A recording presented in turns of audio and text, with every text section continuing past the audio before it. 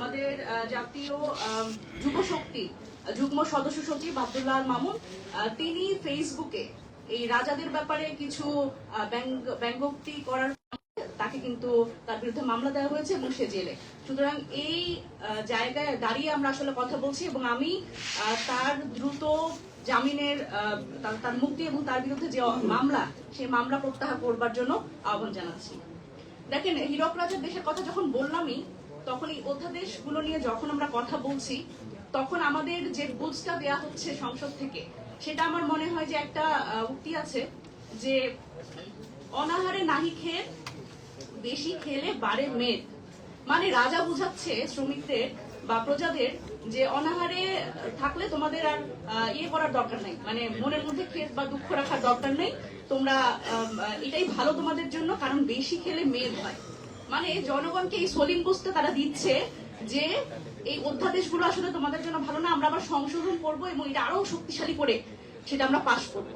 মানে এই বুঝটা আমাদের আসলে সেই সময়ের জন্য হয়তো প্রযোজ্য ছিল, কিন্তু এখন তো আসলে বাংলাদেশে তাদের বুঝতে হবে তারা 2006 সালে নাই। এটা একটা গণ অভ্যুত্থান পরবর্তী সময় যখন আমরা কথা বলছি বাংলাদেশের সাধারণ মানুষের মধ্যে এক ধরনের রাজনৈতিক পরিবর্তন ঘটেছে। আমি প্রথম যে বিষয়টি দিয়ে শুরু করব সেটা হচ্ছে দুদক, দুর্নীতি দমন কমিশন। আমরা জানি 2013 সালে দুদক আইন সংশোধন করেছে হাসিনার আমলে, তখন সেখানে 32-এর ক ধারা যুক্ত করে যেটা করা হয়েছে যে সরকারি কর্মকর্তা কর্মচারীদের বিরুদ্ধে দুদক কোনোভাবেই যাচাই বাছাই করে তারা কোনো সরাসরি কোনো মামলা করতে পারবে না। পরবর্তীতে হাইকোর্ট 2014 সালে সেটি অসাংবিধানিক বলে ঘোষণা করে আবার সেটিকে বাতিল করে দিয়েছে, কিন্তু 2014 সালে আবার সরকারের তো সেটা ছাড়া হবে না, সুতরাং হাসিনা সরকার আবার সেটি ফিরিয়ে এনেছে। কিন্তু অন্তর্বর্তীকালীন সরকার যেটা করেছে সেটা হচ্ছে দুদককে এই ক্ষমতা দিয়েছে যে দুদক চাইলে সরকারি কর্মকর্তা কর্মচারীদের তারা যাচাই বাছাই সাপেক্ষে তারা মামলা করতে পারবে সরাসরি। এবার এই বিষয়টি কিন্তু বাতিল হয়ে যাচ্ছে এবং এই অধ্যাদেশ যেটা অন্তর্বর্তীকালীন সরকারে দুদক অধ্যাদেশটি আরো কিছু ক্ষমতা আসলে দুদককে দিয়েছিল, সেটা কি তারা এরকম সরাসরি মামলা করতে পারবে এবং এই মামলাগুলো তারা সরকারের অনুমতি ব্যতীতই করতে পারবে। কিন্তু আমরা দেখলাম যে এটি সরকার যেটা সুপারিশ করেছে সেখানে হচ্ছে সরকার বলছে যে না, এটা যদি করে তাহলে সরকারের জায়গাটা দুর্বল হয়ে যায়। তার মানে তারা বলছে সরকারের অনুমতি নিয়ে দুদক যাতে এই মামলাগুলো সরকারি কর্মকর্তা কর্মচারীদের বিরুদ্ধে করতে পারে। তার মানে কি চোরের সাক্ষী বাটপার, একটা কথা আছে না, ধরেন বাটপার কি আসলে চোরের যে সাক্ষী যখন দেয় তখন কি সে বলবে যে আসলে সে চুরি করেছে? সে তো বাটপার, সে তো নিজেই বাটপার। সুতরাং চোরের সাক্ষী যদি বাটপার হয় তাহলে এই নতুন যে অধ্যাদেশ যেটা আগামী 13 তারিখ থেকে শুরু হচ্ছে সেটি আমরা আগের জায়গায় ফিরে যাচ্ছি যেখানে আসলে চোরের সাক্ষী বাটপার হিসেবেই হবে।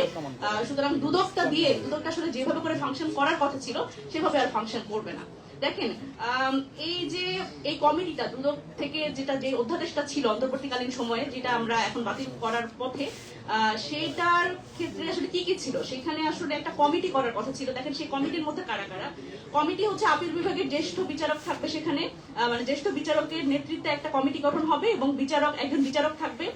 তারপরে মহা হিসাব নিরীক্ষক যেটা সাংবিধানিক প্রতিষ্ঠান, সেখানে যে চেয়ারম্যান তিনি থাকবেন, পিএসসি চেয়ারম্যান থাকবেন।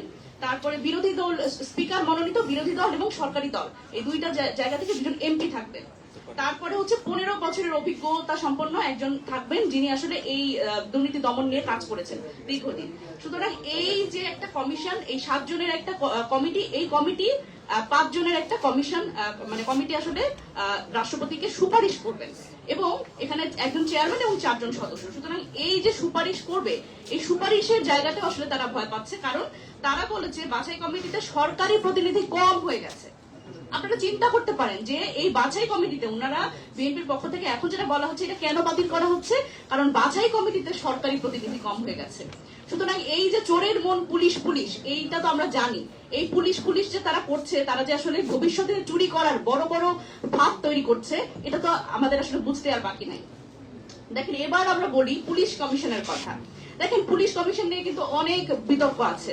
এটি আসলে একটা পুলিশি আমলাতান্ত্রিক একটা কমিশন হয়েছে, এই ধরনের নানান কিছু আছে, কিন্তু একটা জিনিস ছিল এবং পুলিশ সংস্কার কমিশন, এখানে বদিউল আলম ভাই আছেন, উনি আরো বলবেন, পুলিশ কমিশন নিয়ে কিন্তু এই সংস্কার কমিশনটি গঠিত হওয়ার পরেও আমরা কিন্তু ঐকমত্য কমিশনে এই বিষয়টি নিয়ে আলোচনা করতে পারিনি।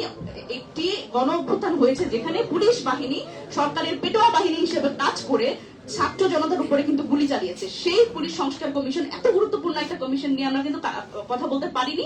শেষের দিকে একদিন আমরা কয়েকটা দল মিলে আমরা বললাম যে না, এটা নিয়ে আলোচনা করতেই হবে। তখন আলোচনা করা হলো এবং সেখানে কিন্তু এই স্বতন্ত্র পুলিশ কমিশন গঠন করার ক্ষেত্রে বিএনপির কোনো নোট অফ ডিসেন্ট ছিল না। সুতরাং বিএনপির যখন নোট অফ ডিসেন্ট ছিল না, তার মানে বিএনপিটা মানছে।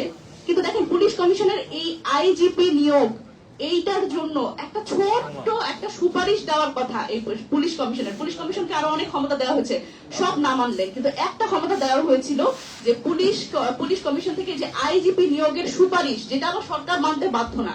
অধ্যাদেশে এটা লেখা ছিল যে তারা একটা সুপারিশ করবে, 3 জনের নাম সুপারিশ করবে, যেটা সরকার মানতে বাধ্য না, কিন্তু এই সুপারিশটা দিতেও তারা এই পুলিশ কমিশনকে বাধা দিচ্ছে। এর কারণে কিন্তু এই অধ্যাদেশটি বাতিল হচ্ছে। সুতরাং সরকারের এবং এই যে রাজনৈতিক প্রভাব মুক্ত যে একটা পুলিশ বাহিনী আমরা তৈরি করতে চাচ্ছিলাম এই গণ অভ্যুত্থানের পরে, সেটিও কিন্তু বাধাগ্রস্ত হচ্ছে। এই সরকারের এই মানে ভবিষ্যতে বড় চোর হওয়ার ক্ষেত্রে তারা বাধাগ্রস্ত হবে বলে তারা মনে করছে। দেখেন আরো একটি বিষয় যেটা আসলে খুবই গুরুত্বপূর্ণ, প্রশাসক নিয়োগ নিয়ে আমরা কথা বলছি, যে প্রশাসক নিয়োগ অধ্যাদেশ। দেখেন এই সরকার আসলে কি করছে, একদম এক কথায় যদি বলি, এই সরকার যেটা করছে সেটা হচ্ছে যে যেই অধ্যাদেশটি তাদের নির্বাহী ক্ষমতা কমাচ্ছে সেই অধ্যাদেশ বাতিল করছে, আর যেই অধ্যাদেশ বিশেষ পরিস্থিতির জন্য রাখা হয়েছিল সেই অধ্যাদেশ আবার এই মুহূর্তে তারা চালু করছে, যাতে তাদের ভবিষ্যতে নির্বাহী ক্ষমতা আরো বাড়ায়। দেখেন এই যে আওয়ামী লীগের সময় গণ অভ্যুত্থানের পরপর আওয়ামী লীগের যে বিতর্কিত যে জনপ্রতিনিধিরা ছিল বিভিন্ন জায়গায়, তাদের কিন্তু অপসারণের একটা অধ্যাদেশ ছিল এবং নিয়োগের অধ্যাদেশ ছিল, সেটা বিশেষ পরিস্থিতি। এখানে আমাদের সাবেক স্থানীয় সরকার মন্ত্রণালয়ের উপদেষ্টা আছেন, তিনিও এই ব্যাপারে বলবেন যে ওনাদের সময় এটা করেছিলেন। সেটা হচ্ছে যে এই অধ্যাদেশ যখন তারা করেছেন, এটি সেই সময়ের জন্য একটা বিশেষ পরিস্থিতির জন্য কিন্তু এটি করা হয়েছে। কিন্তু এখন এসে দেখেন এই অধ্যাদেশটাই কিন্তু আবার বিএনপি সরকার বলছে এটা থাকবে। কারণ তার মানে দেখেন এটা কত বড় একটা যথেচ্ছ এর একটা ব্যবহার হওয়ার সুযোগ আছে সামনে, যখন কিনা এই সামনে এই জনপ্রতিনিধিরা হবেন তারাও কিন্তু সরকারের একেবারে সরাসরি তাদের কথা না শুনলে তাদের কিন্তু যে কোনো সময় এই অধ্যাদেশ দিয়ে সরিয়ে দেওয়া হবে। সুতরাং যখন গণভোট অধ্যাদেশ নিয়ে আমাদের অতি শ্রদ্ধাভাজন যে মাননীয় স্বরাষ্ট্রমন্ত্রী তিনি বলছেন যে এই অধ্যাদেশের তো এখন দরকার নাই, এই গণভোট তো হয়ে গেছে, এই অধ্যাদেশ এখন বাতিল হয়ে যাবে, তখন আমার প্রশ্ন হচ্ছে এই বিশেষ পরিস্থিতিতে যে অধ্যাদেশটি করা হয়েছিল সেটি কেন এখন বাতিল হবে না? মানে এই প্রশ্নের উত্তর আসলে উনাদের কি? সুতরাং এই জায়গায় এবং খুবই গুরুত্বপূর্ণভাবে বিএনপি তার 31 দফা এবং তার ইশতেহারে, এই যে সবার আগে বাংলাদেশে যে নির্বাচনের আগে 7 দিন আগে যে তারা ইশতেহার দিল, সেই ইশতেহারেও কিন্তু তারা সেম কথা বলেছে যে কোনোভাবেই মৃত্যুজনিত এবং আদালতের কোনো যদি আদেশ মোতাবেক যদি পদ শূন্য হয়, তাছাড়া কিন্তু তারা প্রশাসক নিয়োগ করবেন না।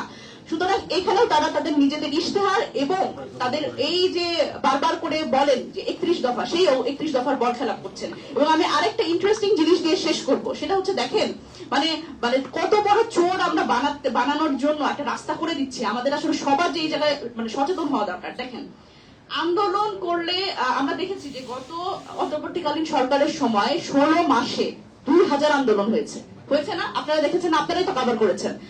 এই 16 মাসে 2000 আন্দোলন হঠাৎ করে নাই হয়ে গেল না? আপনারা খেয়াল করেছেন? আন্দোলন কিন্তু নাই।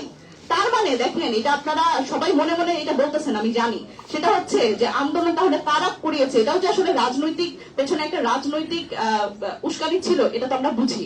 এবং সরকারি চাকরিজীবী যারা, তাদের পক্ষ থেকে 76% আন্দোলন হয়েছে এই গত 18 মাসে।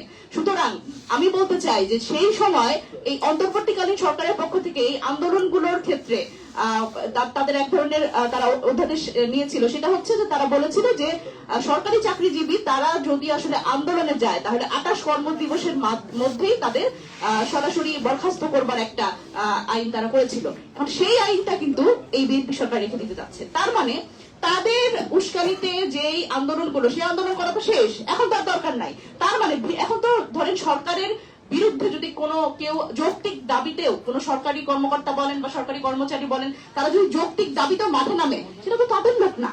তাহলে সেই ভিন্ন মত কেন তারা আসলে দমন করবে? তাদের অবশ্যই তারা 28 কর্মদিবসের মধ্যে তাদের হচ্ছে বরখাস্ত করবে।